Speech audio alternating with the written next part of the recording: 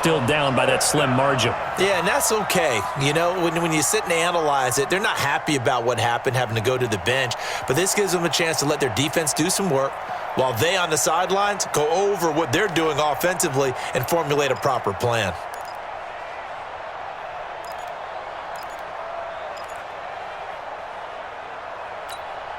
Now look at this, 4th and 12, and they're going to line up to go for it. They are going for it. Here's Watson. Trying to force it to Hopkins, and it's intercepted. Picked off Byron Jones. And he's able to get it back here to the 43-yard line. First possession of the third quarter, an interception, so maybe a second-half tone setter. Indeed, and not the tone they wanted to set. That's the equivalent of running out the wrong door and running into your pool instead of running out onto the field. A real dud for that one. Has that happened to you before? No, but I've heard stories about teams actually doing that back in the good old days. 9 yards is the pickup there, and they'll have a 2nd and 1.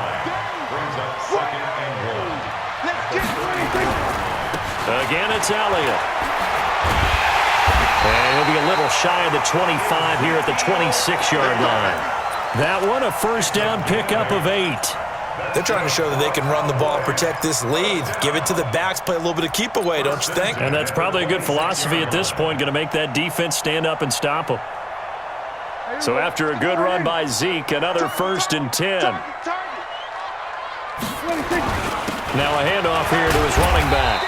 They get him to the ground right on the cusp of the red zone after a pickup of 5 or 6. Frustrating for a defense, energizing for an offense. Finding a way to create that type of yardage in your running game, that'll make the guys carrying the ball very, very happy. Now, meanwhile, here's a second down throw that's knocked away and incomplete. Trying to get their tight end involved finally. That's the first time that they've looked his way. He's kind of been a forgotten man in this offensive scheme. Yeah, didn't look his way at all in the first half, and I'll bet you the offensive coordinator made a note at the half and said, let's get him involved because he could be a big... And he'll take it into the end zone for a Cowboy touchdown. Taking it in from the 20, and the Cowboys, they push out in front further. Always important to get the first score of the second half. Now you start to pull away a little bit and get some breathing room going. And now we find out about the fortitude of the group that's behind because they were counting on getting into the game a little bit more, right? Maybe they get the first score. That doesn't happen. It looks almost insurmountable, but it's not. Let's see how hard they play the rest of the game.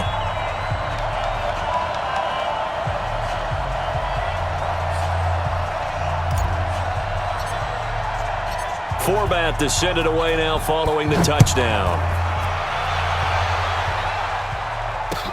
This is taken about 7 yards deep.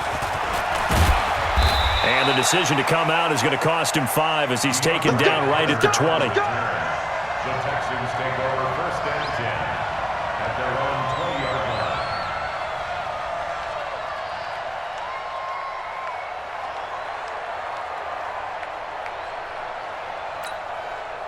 The Texans offense ready to go here for their next drive. They're staring at a 2-touchdown deficit, 14-0 the score as they regroup with 1st and 10. They'll start out here with a jet sweep.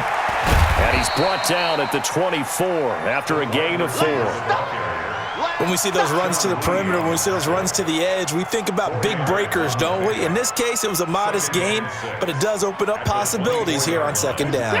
They'll come up 2nd and 6 now from the 24. Running from the gun, Johnson. And he'll be brought down on what's going to turn out to be the final play of this third quarter. Back now in Arlington.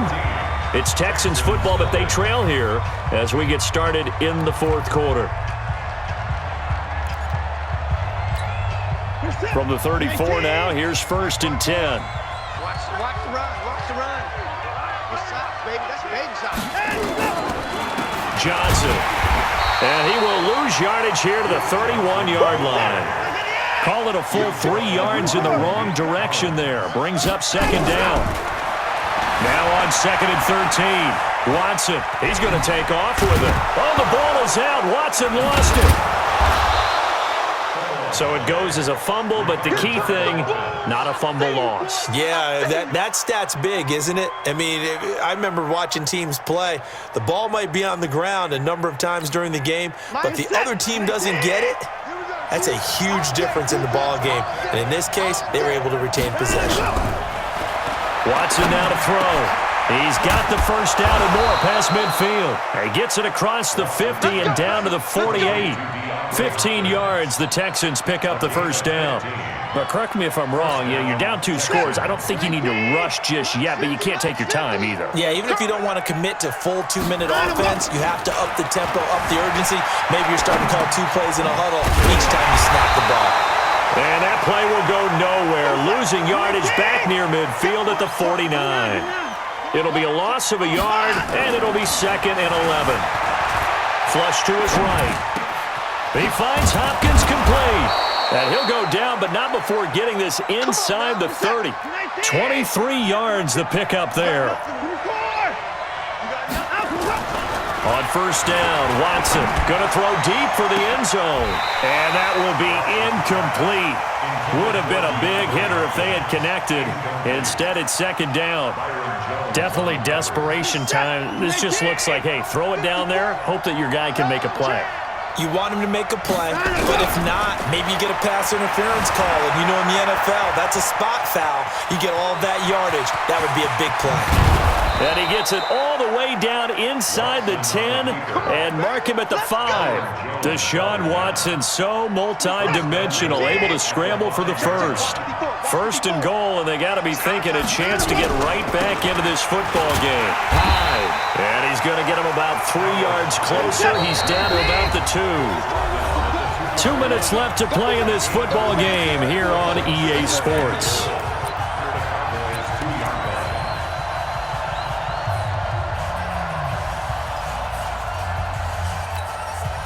So it's Texans football as we welcome you back. They've got it 2nd and goal as they look for a late touchdown.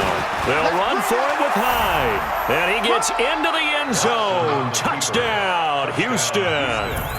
Taking it in from 2 yards out as his guys are back within a single score. Here we go now as we get set for a big 2-point conversion. Back to throw. To the end zone, but knocked away and incomplete. Protection was great. He had time to set up a campsite. But in the secondary, though, they were ready. And I think that in most places on the field, if you have that much time to throw the ball, someone's going to shake free and you'll find an open receiver. But condensed near the goal line on a 2-point conversion, all that extra, there's not any extra field. So it kind of closes in on them, and that allows you to cover a little bit better.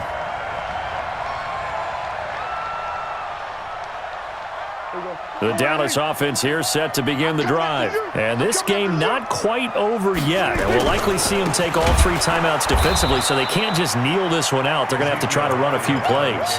You're exactly right. They've got to get a first down and make them use up all their timeouts in order to feel like they have this one in hand. Well, the first play of the drive lost 4. Now they look to move it forward here on 2nd and 14. And he goes across the 20 to the 22. Call it a gain of 6 on the play. That'll bring up 3rd and 8. And now the question everyone's wondering, look at the clock, late 4th quarter. Do they put the ball in the air here on 3rd? I don't. I run the football, and I tell my offensive line, no leakage up front. I don't want my running back hit as I hand the ball off to him. I don't want any type of an issue. But if I am going to throw it, quick throw, out to the perimeter, maybe one of my best receivers running a quick slant or something like that. Man open, that's complete to Dalton Schultz. And he's taken down, but able to slip across the 35. It's a gain of 16 and a Dallas first down. So here's a 1st and 10 at the 38.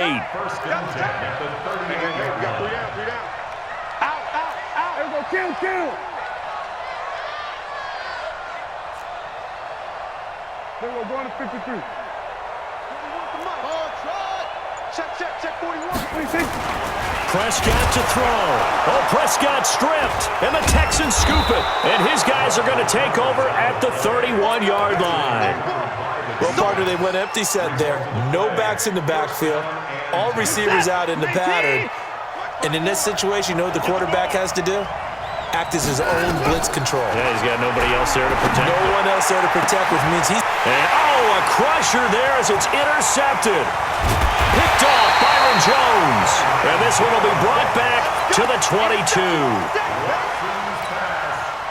Intercepted. The Cowboys take over first and 10 at their own 22-yard line.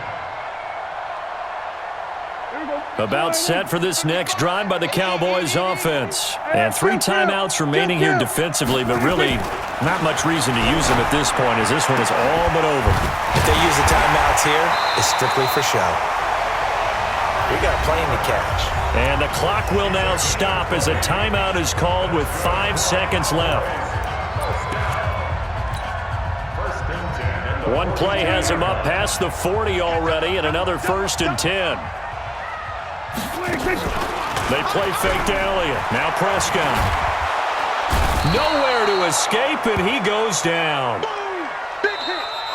So this one will end in a victory for the Dallas Cowboys. And I think the game balls need to be distributed on the defensive side of the football, and I bet that you would agree. Yeah, if you hold a team under 10 points, that's a job well done.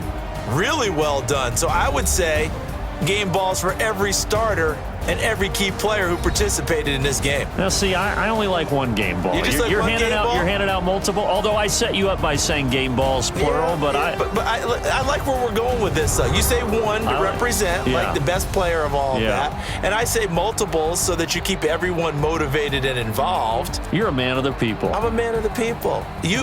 I thought I was the only child. You get a game ball, and you get a game ball. Game balls for everybody. So that'll do it. For my partner, Charles Davis, and the best darn crew in the industry, I'm Brandon Gaudin. This has been a presentation of the NFL on EA Sports.